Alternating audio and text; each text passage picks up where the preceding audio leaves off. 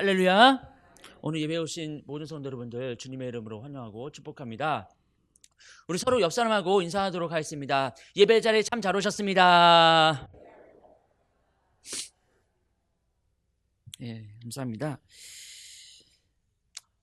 오늘 열왕기하 4장 1절부터 7절까지 말씀을 통해서 경제적인 복이라는 제목을 가지고 성도 여러분과 함께 은혜를 나누고자 합니다. 여러분, 지금 세계는 어떤 상황일까요? 지금 많이 좋아져서 마스크는 대체적으로 많이 벗고는 있어도 여전히 세계는 코로나와 전쟁 중에 있는 상황입니다. 코로나와 전쟁 중에 있는 상황일 뿐만 아니라 러시아의 우크라이나 침략으로 인해서 세계 경제가 휘청거리고 있는 상태예요.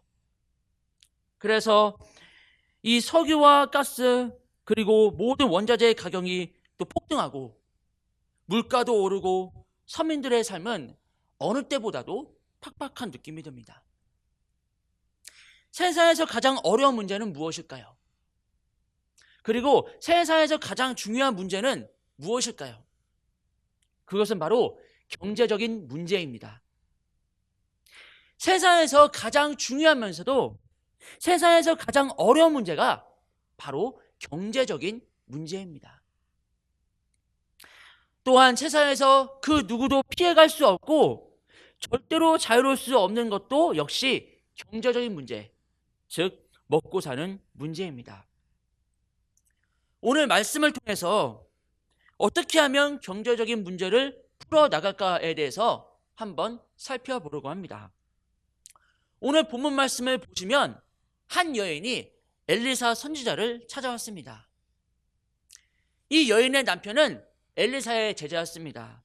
지금으로 말하면 이 여인의 남편은 신학교에서 목회자로서의 교육과 훈련을 받던 신학생이었고 엘리사는 신학교의 학장이라고 할 수가 있습니다. 이 여인이 말합니다. 본문 4장 1절의 말씀을 쉬운 성경으로 번역하면 이 여인은 이렇게 말했습니다. 선생님의 종인 내 남편이 죽었습니다.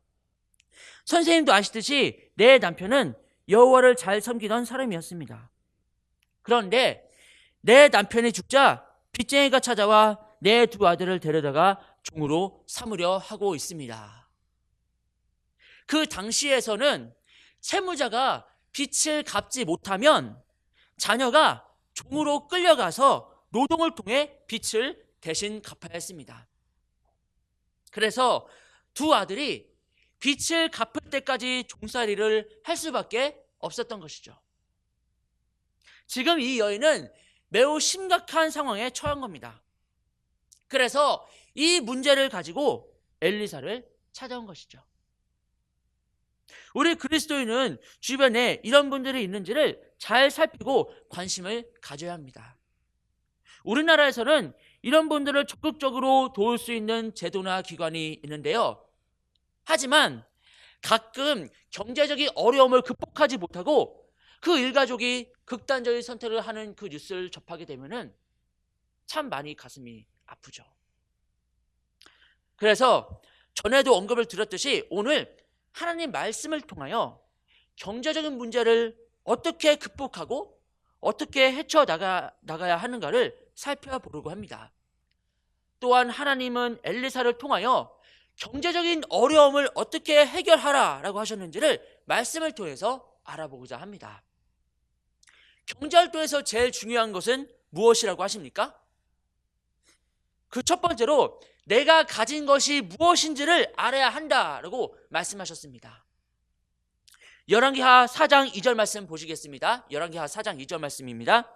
엘리사가 그에게 이르되 내가 너를 위하여 어떻게 하랴? 내 집에 무엇이 있는지 내게 말하라. 그가 이르되 계집 중에 집에 기름 한 그릇 외에는 아무것도 없나이다 하니. 하나님께서는 엘리사를 통하여 지금 이 여인을 도우려고 하십니다. 그런데 엘리사가 이 여인을 향하여 이렇게 묻습니다. 내 집에 무엇이 있는지 내게 말하라. 이는 지금 내가 가진 것이 무엇이냐라고 묻고 있는 것이죠. 우리가 생각할 때는 빛은 얼마나 됩니까? 무엇을 제가 어떻게 도와주면 되겠습니까? 라고 물을 것 같은데 그렇지가 않았어요. 왜 그럴까요? 지혜로운 부모는 자식에게, 자녀에게 물고기를 주는 것이 아니라 물고기를 잡는 방법을 가르쳐 준다고 합니다. 그래서 엘리사는 그 여인에게 너의 집에 무엇이 있는지를 나에게 말하라 라고 한 것이죠. 쉽게 말하면 경제활동의 시작과 토대와 근본은 항상 내가 가지고 있는 그것에서부터 시작해야 함을 뜻합니다. 내가 가지고 있는 것, 내가 잘할 수 있는 것, 내 적성에 맞는 것이 무엇인지를 묻고 있는 거예요. 다시 말해서 남이 하는 것을 아무 생각 없이 따라 할 것이 아니라 나는 과연 무엇을 가지고 있을까? 나는 무엇을 좋아할까? 내가 평생 후회 없이 할 수 있는 것이 무엇인지를 알아야 한다고 하나님께서는 말씀하시는 것입니다. 경제활동은 먹고 사는 문제뿐만 아닙니다. 나의 경제활동 공간에서 나의 자아를 성장시키고 나에게 일을 하는 즐거움과 꿈을 키울 수 있는 행복감을 줄 수 있어야 한다는 뜻입니다. 그리고 나의 두 눈이 빛나고 두 귀가 열리고 내가 살아있다는 것을 이 가슴으로 느껴야 합니다. 이것은 먹고 사는 문제도 중요하지만 본질적으로 내가 무엇을 해야만 이 마음이 뛰는가를 찾는 문제이기도 합니다. 그래서 엘리사는 이 여인을 향하여 내 집에 무엇이 있느냐고 물은 것이죠. 내 집에 있는 그것이 중요하다고 강조하고 있는 것이죠. 하나님께서도 대부분 가지고 있는 것에서 기적을 일으키십니다. 따라서 내가 가지고 있는 것이 무엇인지를 잘 알고 있어야 합니다. 사람은 얼굴과 성격 그리고 스타일로 다릅니다. 키도 다르고 생긴새도 달라요. 그리고 자라온 환경도 다르고 뿐만 아니라 재능도 제각각 다릅니다. 그러므로 하나님께서 나에게 주신 재능을 정확하게 파악하는 것은 매우 중요합니다. 특히 여기 계신 성도 여러분들 중에 나이가 어린 자녀들을 두신 분들에게는 잘 들으셔야 됩니다.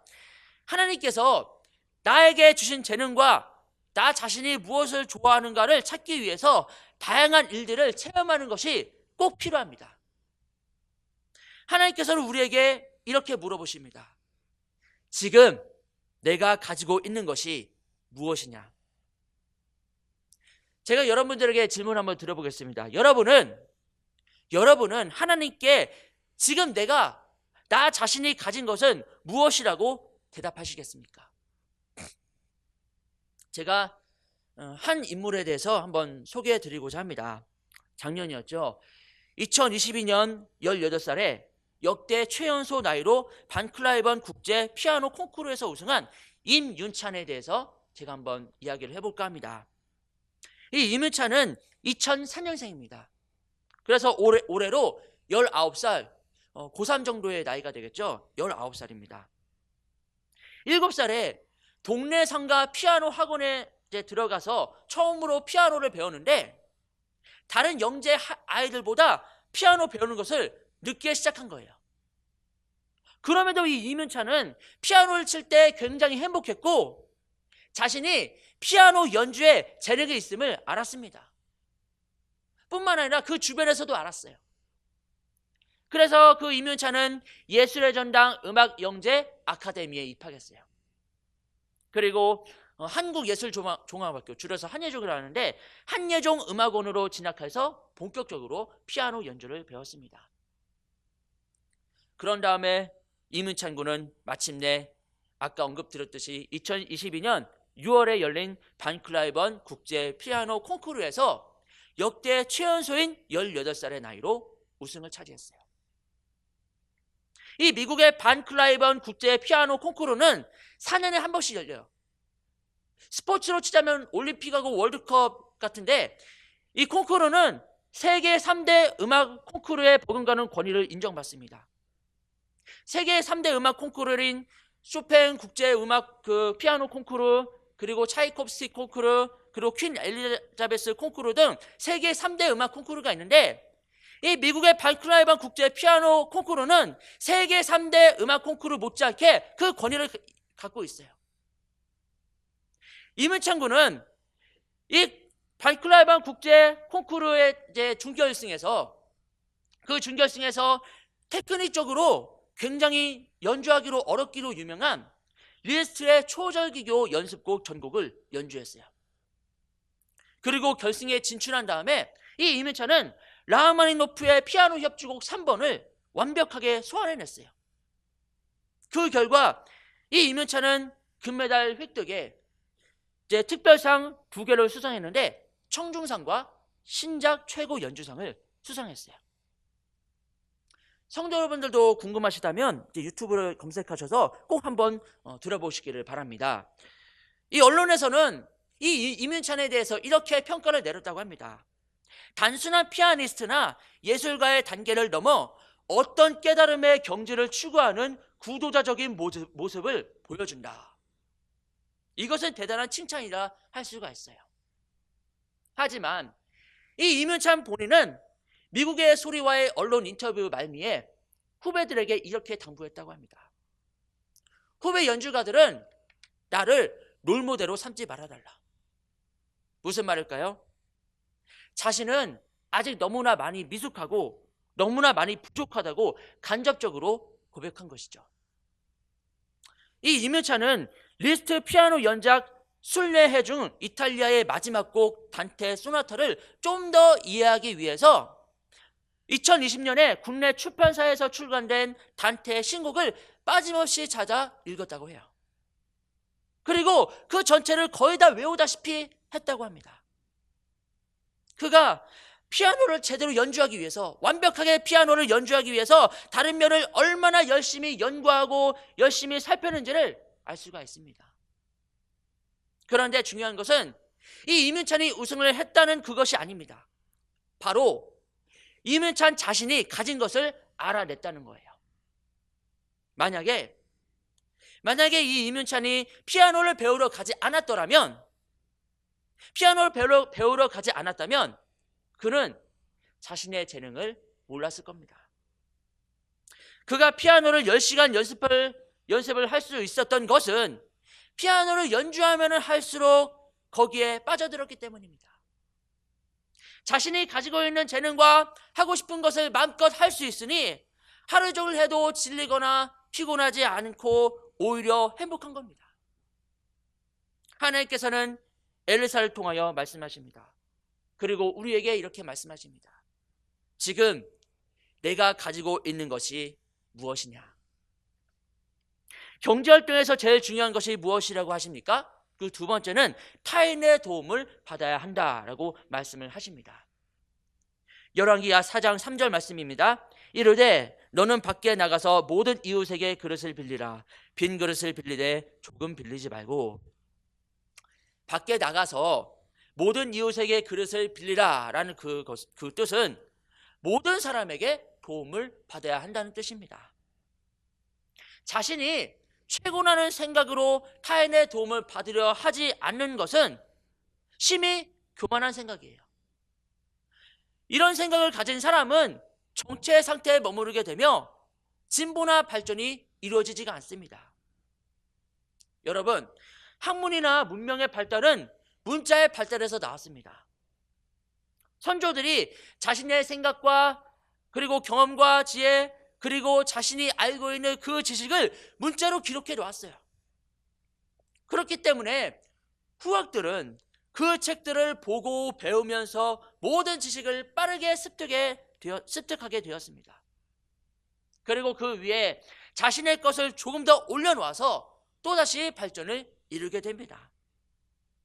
이러한 현상이 계속됨으로 인해서 학문이나 문명의 발전이 오늘날 현대까지 이르게 된 것이죠. 만약 문자의 발명이 없었다면 오늘날과 같은 학문적인 번영과 발전을 이룩하는 것이 어려웠을 겁니다. 따라서 모든 것은 결국 타인의 도움으로부터 시작된다 해도 결코 틀린 말은 아닙니다. 그래서 성경에서는 너는 이웃의 모든 집에 가서 그릇을 조금 빌리지 말고 많이 빌리라 라고 말씀하시는 거예요. 그릇을 빌리려 하는데 설령 다른 사람이 그릇을 빌려주지 않더라도 낙심치 말아야 합니다. 그리고 그릇을 안 빌려준다고 해서 자존심을 상해하거나 부끄러워하지 않으셔도 됩니다. 또한 열등감을 안 가지셔도 됩니다.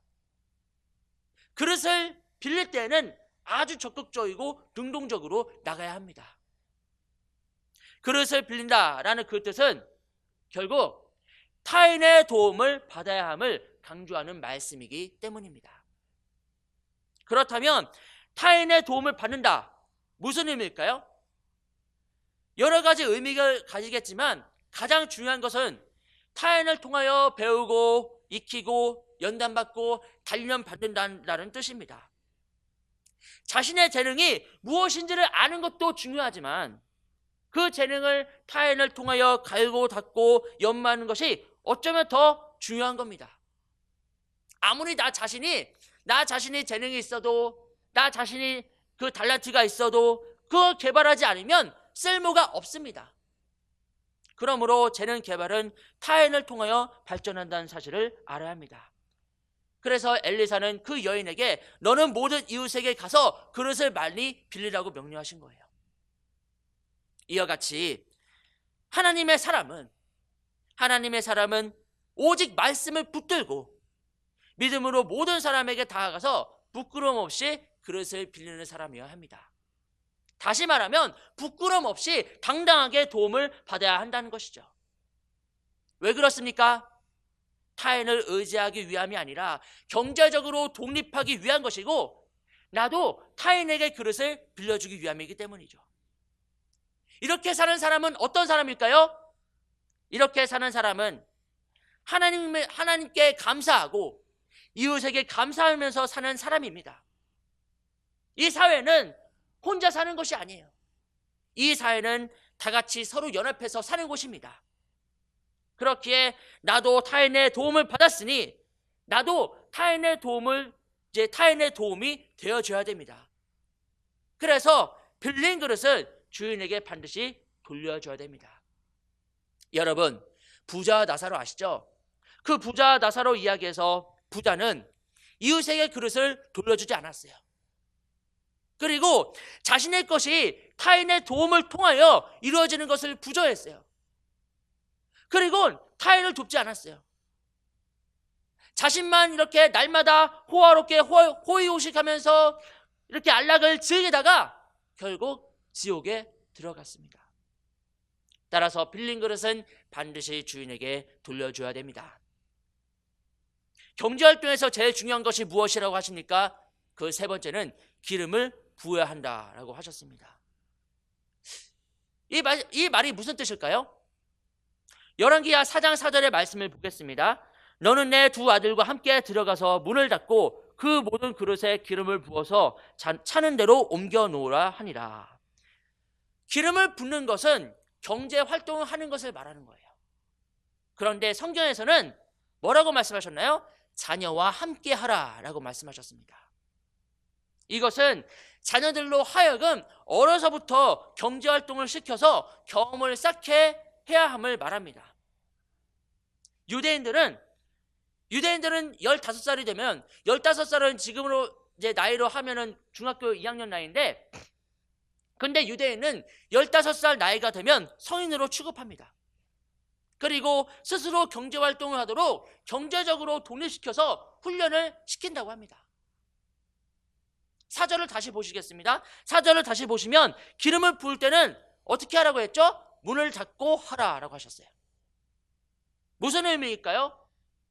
문을 닫고 하라라는 의미는 나만의 경쟁력을 키워나가야 함을 말합니다. 그리고 나만이 가진 생산 활동의 비밀을 잘 간직하라는 뜻입니다.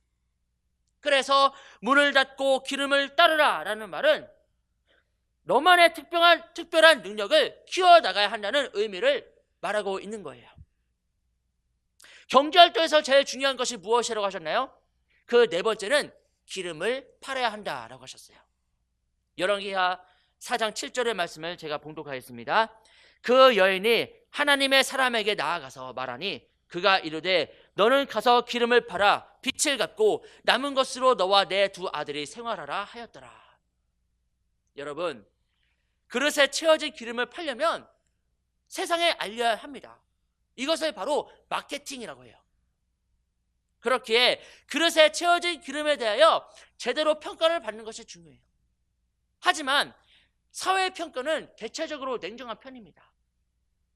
그렇다고 해서 냉정한 평가를 받았다고 해서 낙심하거나 절망할 필요가 없어요. 잘못된 것이 있으면 찾아내서 바로잡고 잘하는 것은 더욱 잘하면 됩니다. 여기에 하나님과 사람 앞에서 항상 겸손함을 유지하는 것이 매우 중요합니다. 여러분, 재작년에 인기를 끌었던 드라마, 이제 넷플릭스 드라마 오징어 게임 다들 아시죠? 이제 오징어 게임 뭐 보신 분들도 계실 것이고 안 보신 분들도 계시겠지만 이 드라마를 통해서 우리나라뿐만 아니라 전 세계 모든 사람들이 그 오징어 게임에 열풍이 불었어요. 그래서 오징어 게임에 나오는 그 달고나 게임 있잖아요. 그 영화 속에 그 달고나 보면은 모양이 있지 않습니까? 모양의 바늘 같은 걸 이렇게 찍어서 모양이 제대로 나오면 그걸 이기는 그런 게임인데요. 그 외에도 뭐 무궁화 꽃이 피었습니다 하고 그리고 딱지치기 하는 그런 것들, 그런 오징어 게임에서 나온 그 소품들을 이렇게 갖고 놀면서 정말 재작년엔 오징어 게임 열풍이 많이 불었죠. 이 오징어 게임 드라마의 시나리오를 쓴 사람은 바로 황동혁 감독입니다. 이 황동혁 감독, 이 사람은 오징어 게임 시나리오를 쓴 다음에 영화를 만들기 위해서 영화 제작사를 찾아다녔어요. 근데 번번이 다 거절을 당했어요. 그럼에도 이 황동혁 이분은 끝까지 포기하지 않고 계속 영화 제작사를 찾아갔어요. 그러다가 그 감독의 시나리오를 받아준 제작사가 바로 넷플릭스입니다. 넷플릭스는 그 감독이 쓴 시나리오를 보고는 바로 영화 제작에 들어갔어요. 그래서 탄생한 것이 오징어 게임입니다. 그리고 그 드라마는 마침내 대박을 터뜨렸죠. 오히려 한국에서 작품이 제작되지 않고 넷플릭스를 통하여 제작되었기 때문에 오징어 게임이라는 그 드라마가 세계로 널리 알려지게 되었는지도 모릅니다. 이와 같이 성실히 최선을 다한 그 땀방울의 가치는 그 자체가 매우 소중합니다. 그러므로 여기 계신 우리 경인교회 성도 여러분 모두 다 경제활동을 하실 때, 일을 하실 때에는 성실히 최선을 다해서 열심히 땀방울을 흘리며 감당하시기를 바랍니다.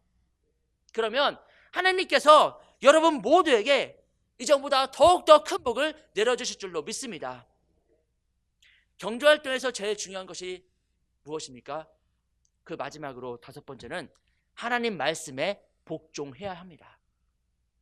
만약에 가난한 이 여인이 엘리사의 말씀에 복종하지 않았다면 기적은 일어나지 않았을 겁니다.